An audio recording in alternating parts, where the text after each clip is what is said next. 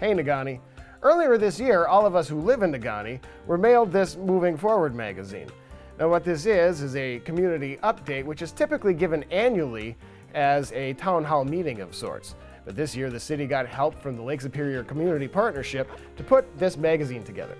I caught up with City Manager Nate Heffron to ask him more about the contents of this magazine and how the plan is moving. Check it out.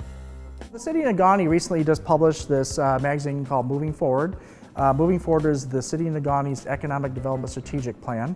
In this magazine, you're going to find things that are related to the Economic Development Plan, businesses and private industry who have invested in Negaunee, and also infrastructure improvements the city plans on doing this year and into the near future. Moving Forward is our Economic Development Strategic Plan that we have passed several years ago. It's a 5-year plan. We're currently going into year 4 of that plan. So this magazine covers the first 3 years of the Economic Development Plan. Within that plan, we have 11 strategies. The strategies are made to help us get our redevelopment ready community certification through the Michigan Economic Development Corporation. The plan is, if we get this certification, we get other economic development tools and assistance from the state that other communities would not get otherwise if they don't have that actual status. In addition to that, we are signaling to people outside of Negaunee, developers in particular, and people who want to invest in our community, that we are ready. We've cut through all the red tape.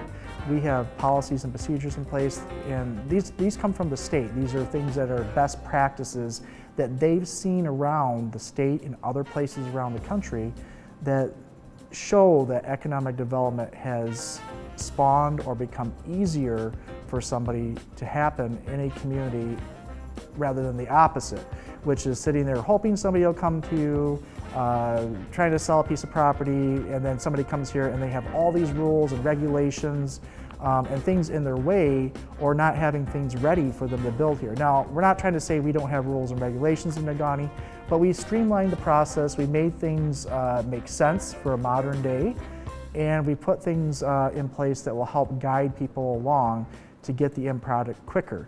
The biggest thing that you can waste for a developer is time, and time is money, and that's quite literal. So to understand this redevelopment ready community process a little bit more, you can move into the magazine a little bit more. We have this fun little area where it looks like a little trail, like you're playing Candyland or the Game of Life or something like that.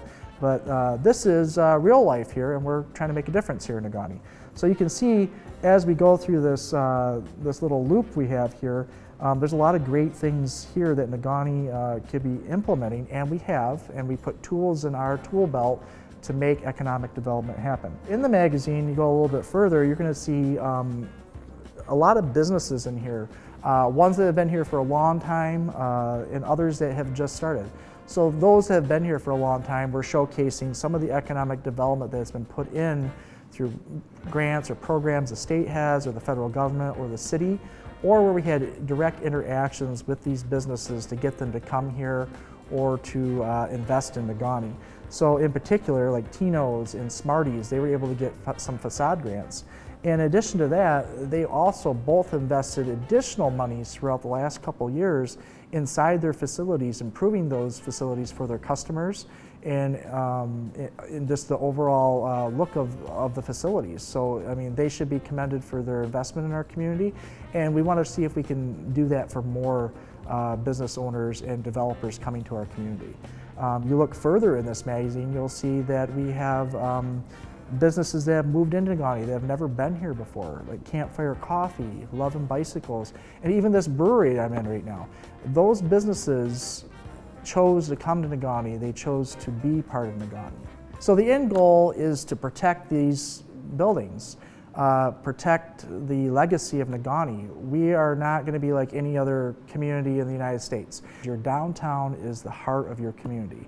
And if you can't show that you love your community and you protect the heart of your community, then you're just like any other town in the United States that either doesn't have the ability or doesn't have the leadership, or maybe they just don't care about their community enough to make a difference and keep that precious commodity. We're seeing a retraction with big box stores to some degree, which really did eat out the core of your communities and close a lot of businesses down. and really left buildings vacant, derelict, falling apart. I mean, we've seen it in Negaunee. We've torn down several buildings. I mean, it's just a fact. And the question is, do we let those buildings fall down and cause more damage? Or do we try to reinvest in them if it makes sense, if there's enough money for somebody to do that? You know, what do you do? Well, in Negaunee, we've created several tools. We have been able to pass ordinances on property maintenance codes, rental codes, so we're protecting the buildings there. We now have a historic district in the downtown, and we're going to be looking at strengthening that a little bit more. And then we have other economic development tools in the downtown area to preserve these buildings. You can't rebuild something like the Vista. You can't rebuild something like the Kirkwood that we had to tear down. They don't build buildings like that anymore. And the point is, if we aren't protecting them now, then that's shame on us. We can't do anything about what our predecessors have done, and not having these tools in our tool belt, or having the leadership or the foreknowledge of protecting these things. I mean, when you're in the here and now, most people think things are not going to change that drastically, but things change quickly. But you know, look at Negaunee. You know, what was Negaunee 50 years ago? Go back 100 years ago. It's changed quite drastically. Well, now the time it's our time now. It's our time to make the change to protect this community. And if we don't do it, no one else is going to do it. And as long as I'm city manager, we're going to do everything we can to make sure that we preserve this community. In the magazine, you'll find a lot of great things about infrastructure improvements and projects that the city of Negaunee is going to be involved in this year and for the next couple of years. Chief among those that you're going to learn about here in the next couple months is going to be the streetscape project, which is going to be repaving all of downtown Iron Street. Also a lot of improvements on the sidewalks, and that's going to involve some water upgrades underneath those streets as well. We'll definitely start seeing some street architecture going in as well. We're talking about trees, we're talking about benches, trash cans, and the goal here is to beautify the downtown and making it a lot more functional than it already is. We plan on having that project kick off in 2023, so individuals that want to attend meetings that they see online through our Facebook or on our website can attend those meetings, give their input on what this project, what will downtown look like, are welcome to give us that feedback. Another major project that we've been working on for the last couple years is our water project, and the water project is going to be a two-phase project, but it's going to be done over a certain amount of years. Phase one, you're going to see a lot of streets done in Negaunee, so that means we're going to go in, we're going to take out the old water lines, replace them, hopefully fixing leaks, hopefully fixing areas where we have freeze-ups during the winter, and then repaving those streets and doing some sidewalk work. So that's the benefit of doing these projects under our dig once policy, where we're not digging up the street after we pave it, 2 years prior. We're doing it all at the same time, and we're trying to save money. Yes, is it unfortunate we can't get all the streets paved? Yes, I mean, everyone likes to have their street paved, everybody likes to have no potholes, but this has to be done in a methodical way that makes sense. We just can't willy-nilly be throwing tax dollars all around the place because we do have a pothole here or we have some street issues there. We need to do it in a way that makes sense, where we're fixing everything at the same time. And then we get to a point where we don't have underground infrastructure like sewer or water or whatever it may be under that street, then we can start hitting some of those streets that don't have those issues. Also, we'll be looking at opportunities where we can employ fixing streets where we don't have infrastructure underneath them. Like, for example, we're going to be working on Gold Street this year, and that has to do with inflow into the downtown area as well. I think a lot of people understand that Gold Street's probably in really bad condition, especially down that hill by the VFW building. But so those are some of those oddity projects that will be done in concert with the other projects that we have going on with the water project. In 2023, as I mentioned already with the streetscape, that will be part of the water project as well, so you'll be seeing some information come out about that. We will be putting out information in the mail where these projects are going to be happening next year. So you'll see a mailer go out saying this is year one, this is year two, and then as we get closer to the construction of those projects, we'll be sending out some mailers to the people who live on those streets, letting them know the project's going to happen on your street, this is about what time it's going to happen, and answering those questions like where do I park, what happens if my yard gets torn up, so on and so forth, those common questions that are asked. But you'll get an opportunity to be able to confront us and troubleshoot those issues when they come up throughout the process. Also in this magazine, you're going to see a nice little photograph. It's kind of like a collage of different pieces of equipment the city has bought over the years, in the most recent years, to be up front. We intend to continue to purchase more equipment, and thank you to everyone who has supported our millage for the equipment millage. We would not be able to purchase these items without your assistance and your affirmative vote to get this money. It is pivotal that we have working equipment that can do the things we need to do in the community. It not only costs us more to have to rent and pay for people to come here to the community to do these things, but these are everyday service items that we need. We need plows, we need fire trucks, we need police vehicles, and we are replacing the aging fleet. And I can just tell you from the bottom of my heart and all the people who work for the community that we appreciate the investment you are entrusting with us in this community for those pieces of equipment. The fun part about being like a city manager or working for a community is being able to build new things. It's not the matter of because we want to spend all your money, but we're trying to provide services that the community wants, have asked for, or improving upon those services. So when we opened up the Jim Thomas Pavilion last year, during my speech I had made a promise to the community that we are going to make an unprecedented effort to invest in our parks and recreation within the city of Negaunee. So that's two parts. One, we're taking care of items, parks, equipment, replacing equipment that we have that are aged out there, that need to be replaced. They probably should have been replaced 20 years ago. And then we have the new economy that we're trying to create here with recreation and tourism. So we're mashing those together and we're trying to come out with this new thing.